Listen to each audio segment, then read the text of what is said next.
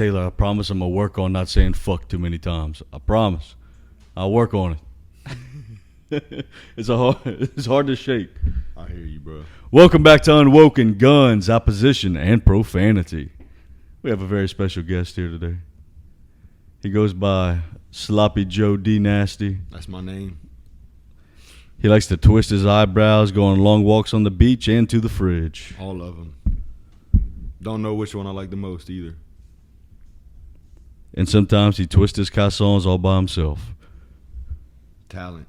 Kylan. And his new wife, Taylor. You can't see her. We're going to get the camera on. She's watching, making weird faces. And He's a little bit nervous. He thinks we're actually all alive. No, right. if we were live, that'd be a different story. Yeah. I'd be scared to go on live with you, Scott. I don't know if I could. I wouldn't be quite sure if I could go on live. If people were watching us in real time, I don't think I could do it. Remember I think that I have the security of knowing it can be edited.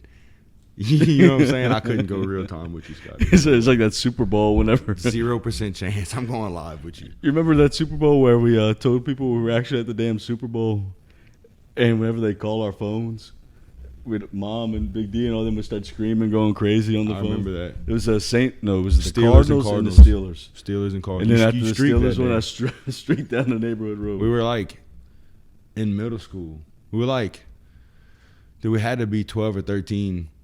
And you were just like, if the Steelers win, I'm running down the road butt naked. And like, you really did it. Oh, and, shit. like, our moms were there and your dad was there and the families. And you just got butt naked and took off down the road. We were like 12.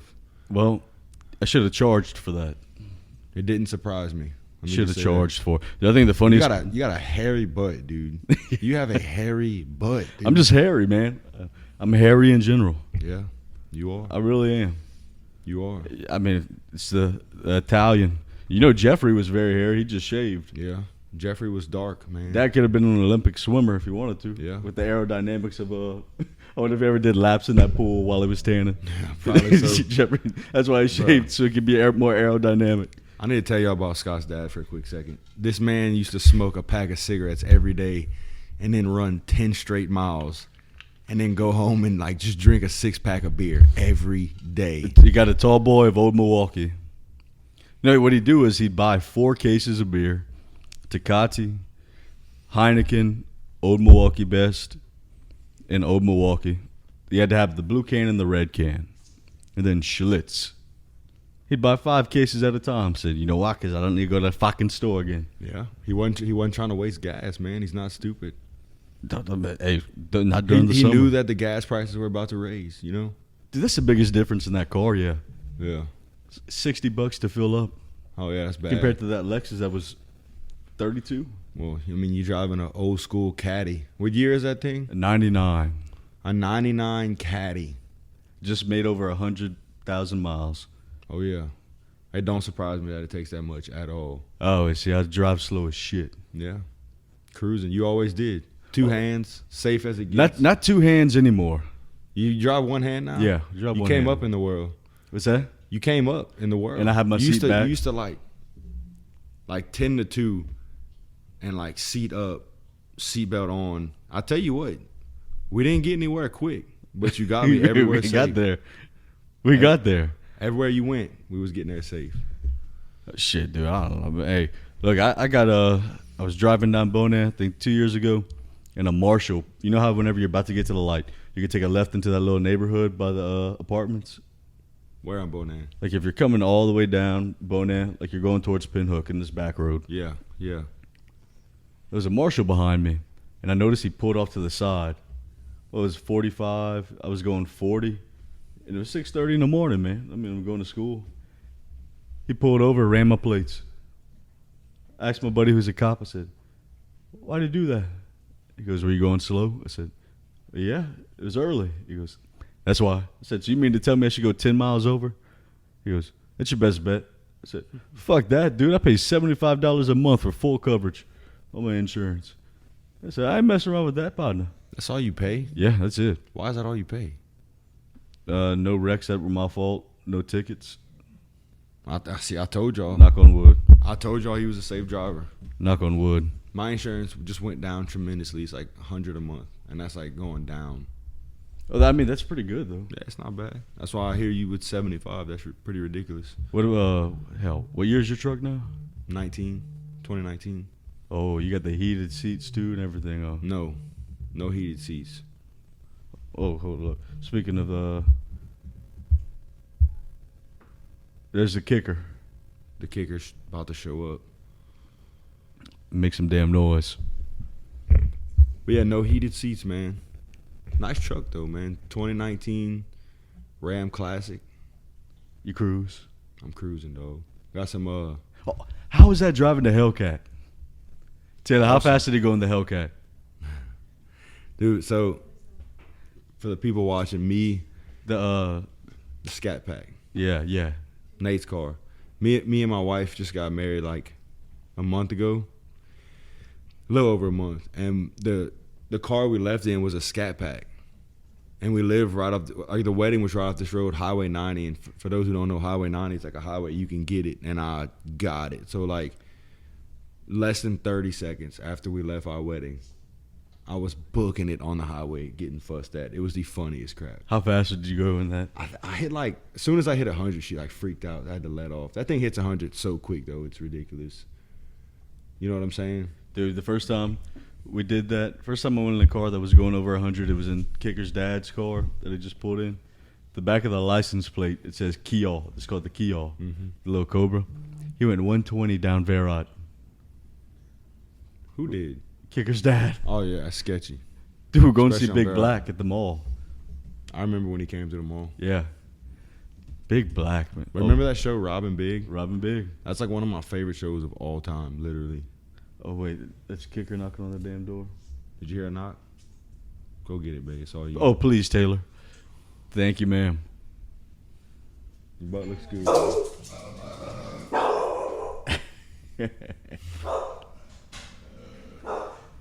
And You our, like just edit this part out or something?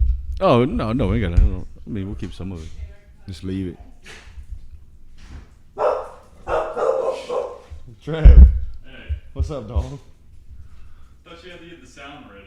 I don't know how coordinated the kickers are with their hands. Very coordinated. Thank you, babe. No, I'm not just a kicker, I'm a punter. Oof. Mic drop. Now, what's the question?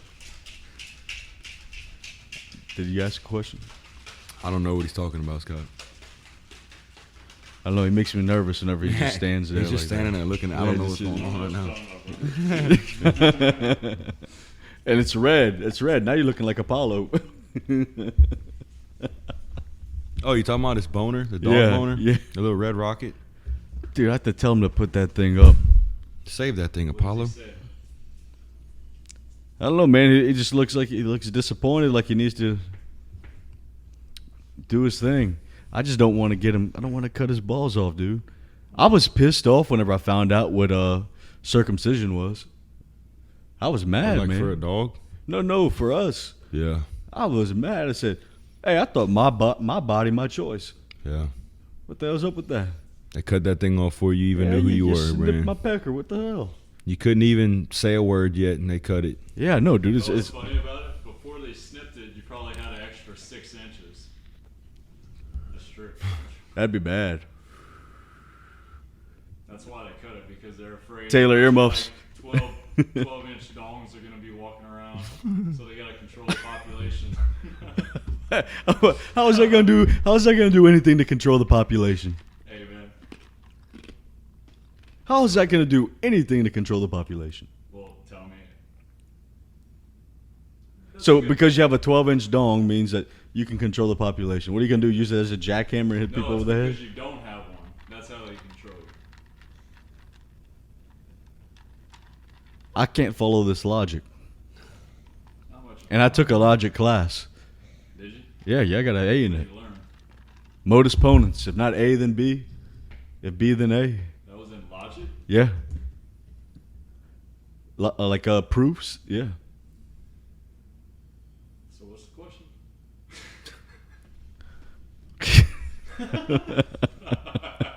Can they hear Trevor? Oh yeah. They can hear kicker. Perfect. Oh yeah.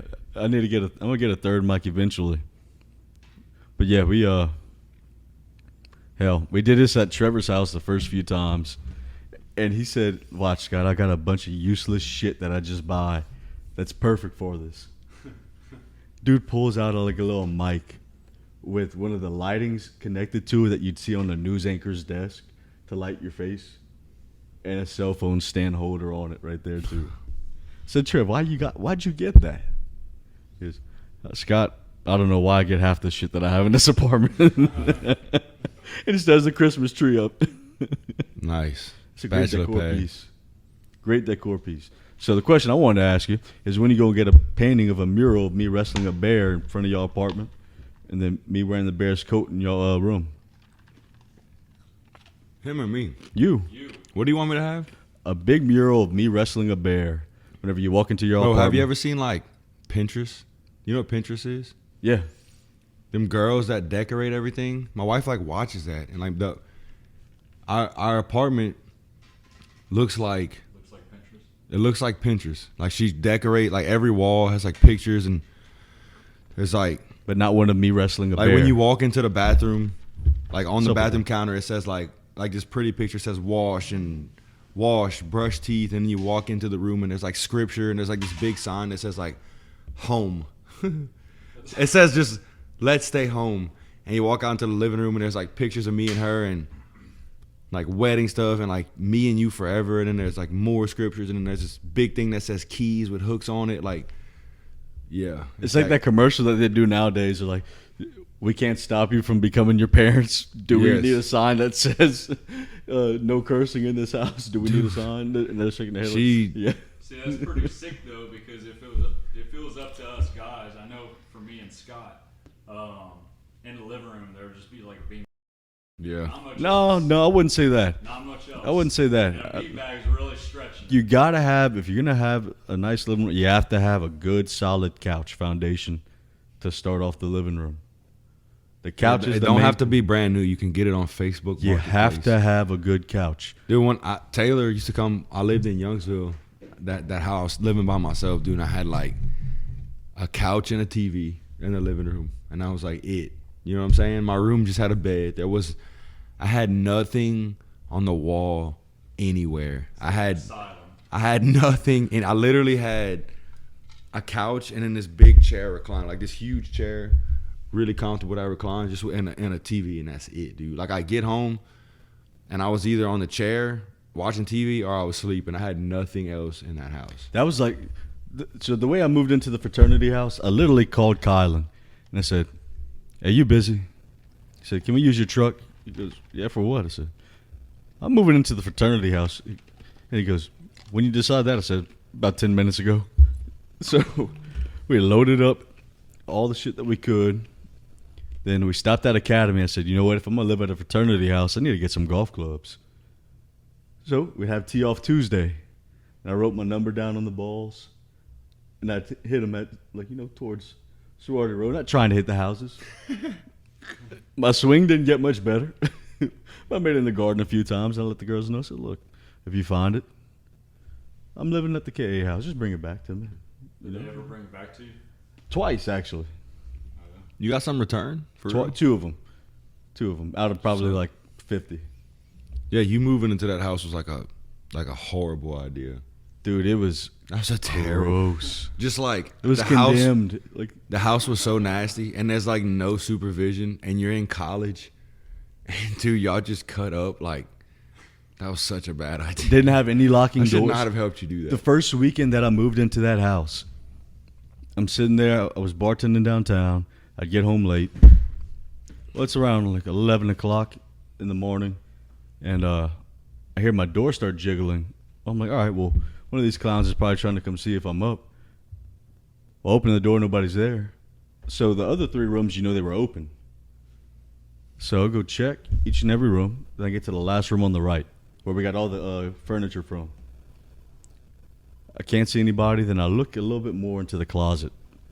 And that big 6'4" tall guy's just standing right there. I'm like, "Can I help you?" Didn't have anything else, so I grabbed the Guitar Hero guitar. He goes, "Oh man, I'm looking for so and so. He was fucked up." I'm like, You got the wrong house, man. Let me escort you out. We walk out into the chapter room. His partner sitting on the pool table. Hey, man, how much you want for this pool table? Did you give him a price? I said, it ain't mine to sell, partner. It ain't mine to sell. Did you say it makes noise if I do this? What, if you pick it up? Yeah, if I hold it like this. Yeah, So I can do this, or yeah, it makes noise. you can, dude. Good. If it's comfortable for you. It is. I wish it was like right here. Can expand something. You're getting there, Scott. Yeah, you've already, since you started, upgraded tremendously. Oh, yeah, I moved from my You're room into making the living room. moves. I'm gonna be back on this show, and it won't be too long. And there's gonna be just more stuff. It's gonna look better. Oh, You know big what I'm saying? backdrop. Big backdrop. You've already. It's already a lot better than when you started. Oh, dude. I'm not hating on your apartment, Trevor. No. Put the follow away. Oh, no, Trev's apartment is awesome. It I mean, is, I hear you. That setup is awesome. We just couldn't get the GoPro to stay on because the Wi-Fi that I figured out what it was. It's because they have so many different Wi-Fi networks going through the apartment to where it couldn't stay stable on one connection. Well, listen, I'm going to go on Amazon and get the best booster out there to where it's going to suck Wi-Fi from all the available areas. Everybody's Wi-Fi is gonna be trash. It's You're gonna be upload a video in 2 seconds. It's going to be a mega router about this big. A mega router. Huh? Apollo Creed, knock it off, son. Also a light show. Like a laser light show. The laser light show. Yeah, something like that. Dude, what was it? Did we ever go downtown? We went downtown maybe once or twice together, huh? I have no idea. I don't remember much of them days, much at all. All right, so we were talking about this earlier. Whenever we eat at the restaurant, and I asked your mom, I said, Miss Donna, would it be a dick move if I go sit at that table with my big margarita? Because I was very hesitant, very, very hesitant. Yeah, she told me. She's like, no, it's all right, it's all right. So I'm sitting there, I was trying to kind of put it in between my legs the entire time. And then Logan's like, yeah, good margarita, huh, man? Oh, yeah, good one. That's all. I saw you looking. Oh, Logan. I feel like if I didn't get a margarita or something, you probably would have asked me, where's your margarita? You probably would have asked me, so I got ahead of you on that one. Who, me? Yeah, you did. You did. Does that Yeah. I asked T-Ray this? Is it so? Whenever you first get done with what you were doing, and you come back home, and knowing that you're really close friends are partying and doing stuff, not as much as we used to, obviously, but was it a bit of an adjustment, like hanging out with us in a sense that way? I know we try, like whenever Trev got back to, like we didn't at first, we didn't eat, like bring any beer, didn't drink, didn't do any of that, you know. But as we like got more comfortable with your lifestyle being better and adapting, we got more comfortable with that, and I feel like you did too. Is that usually how it kind of works? Well, my situation's different. Like if you know anyone who was like struggling and are doing good now, and it wasn't like a Christian program, then it's totally different experience to me. Totally different. How so? Because like I don't believe that I'm like recovering. I believe I'm totally recovered. Because like I found what I've always been looking for. Like that piece of me that wanted to take those pills and get high, like I did that because there was something missing. Like you know the situation with my dad. If anybody knows the situation with my dad, it's you. Right? Alcoholic, struggling. He don't know who his dad is. No one taught him how to do anything. He had all this stuff, right? And like I didn't really have a chance, and I was struggling, and like I didn't know who I was. I was like really insecure. Like after high school, I mean, you remember me in high school. I had a lot of friends, I had all this, but after high school, when I lost all of it, dude, I was so insecure. I was so depressed. I was so miserable. And then you take a few pills, and like it goes away for a little while. So like I was like hiding something every time, hiding pain every time. But then like when I like got saved and started reading the Bible and like realized, dang, like there's a God who loves me and created me. Like there's this one scripture, it's in the book of Ephesians in the Bible, and it says, for you were once darkness, but now you're a light in the Lord. And I remember reading that, and I was like, dang, I'm a light. Like I am not darkness anymore. I'm not a bad person. I did bad all these years. I did wrong to people. I lied. I did all this stuff, but that's not who I am. Now I know who I am. And I realized, like, in that moment, it was the first time in my life that, like, I knew who I was. Like, I am a good man. God created me to help people, to love people, to serve people.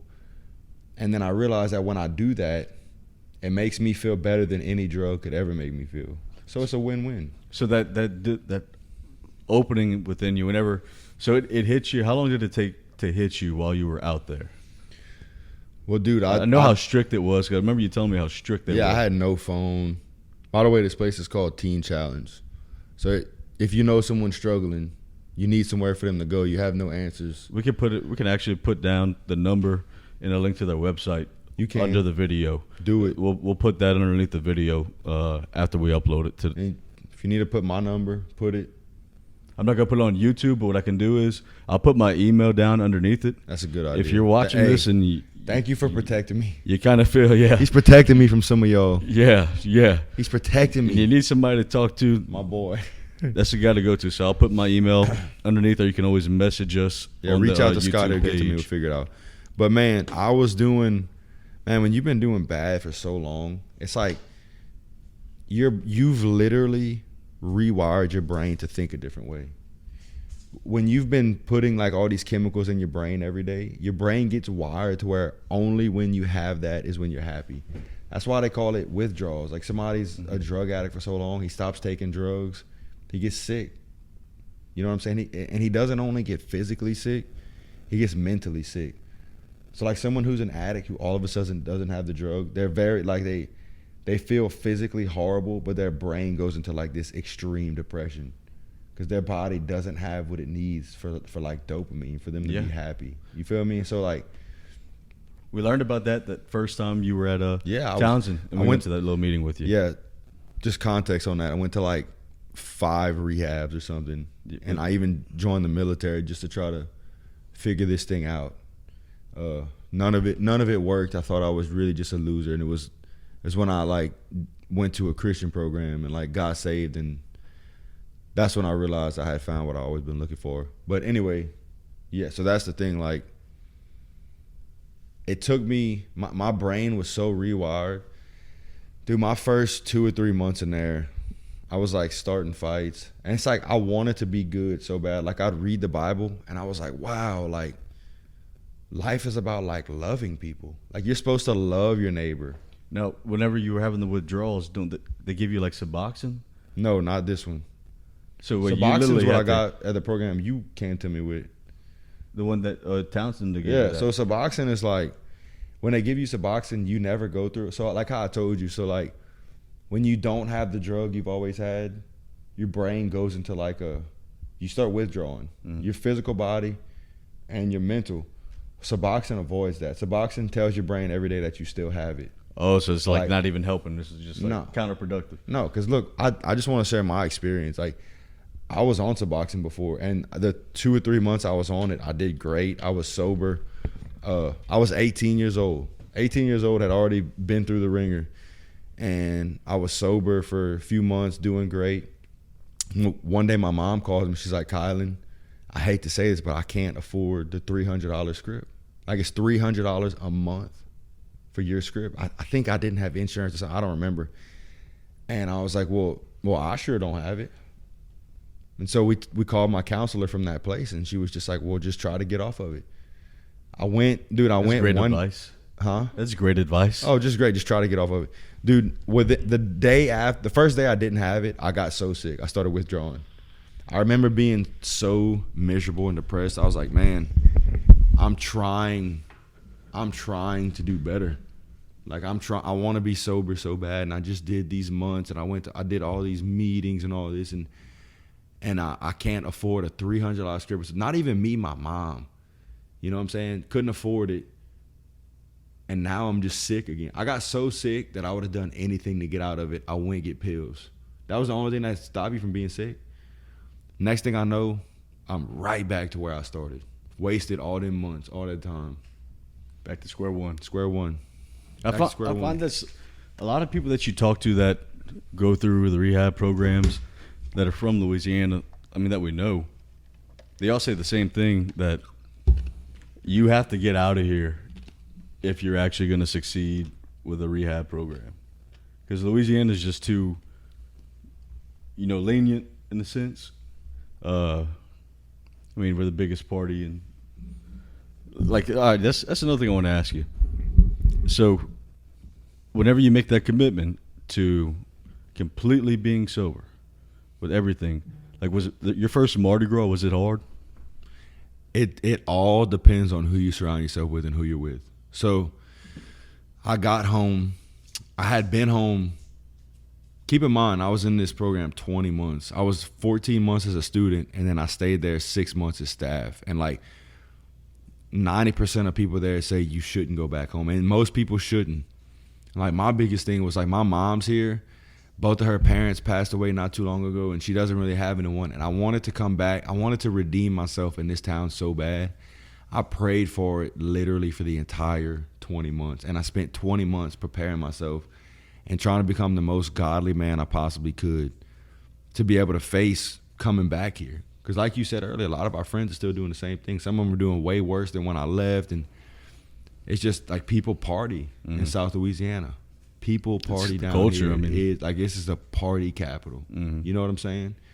So it took 20 months of preparing myself every day and praying every day. And like, I had to really feel a peace in my heart from God to be like, all right, I can do this. If I would have known, if I'd have had that doubt the whole time, I wouldn't have done it. So I had the peace. But like, one thing that Teen Challenge taught me was like, two of the biggest things in your life, probably the two most important things I can do to be successful, is surround myself with people I want to be like, with good, godly people who have their stuff together, one.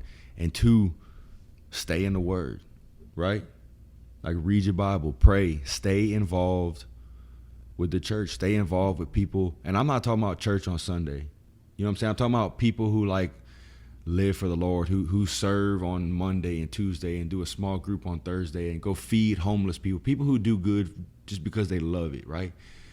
And so like, I got home, and Our Saviors has this thing called Sub 30. It's for people, it's like a little ministry for people between like 18 and 30, like college age people. And I went there, and I remember like, I had got invited there to meet some people. And I remember I was like, man, Mardi Gras is in like 5 days, and I just got home, and I was like, I don't have anyone to go with who's not going to be just cutting up. So I'm not going to go. And I was like, I want to go so bad. Well, I get to Sub 30. It was crazy because I prayed. I was like, God, I really want to go. You know I do. If I shouldn't go, let me know. Like, help me.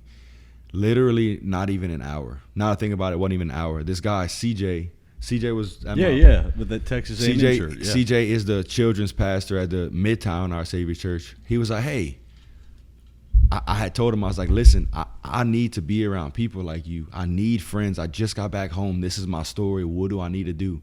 And he's like, I got you. Like, these people are so good that he was like, I got you. He's like, listen, you want to come to the parades with us? I'm like, no way. Like, some children's pastors going to the parade.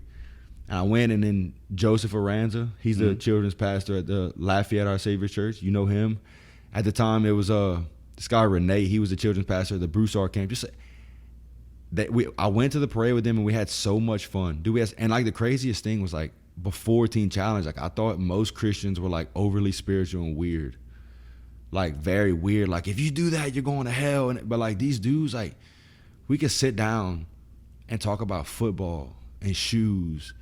Like, they're normal people, and they're great. They just like have a purpose in their life, and they want to fulfill it, and they want to love people. You know what I'm saying? Oh, dude, absolutely. You could tell. Dude. People like that. People like y'all group that y'all hung out. Like, I met a good bit of them.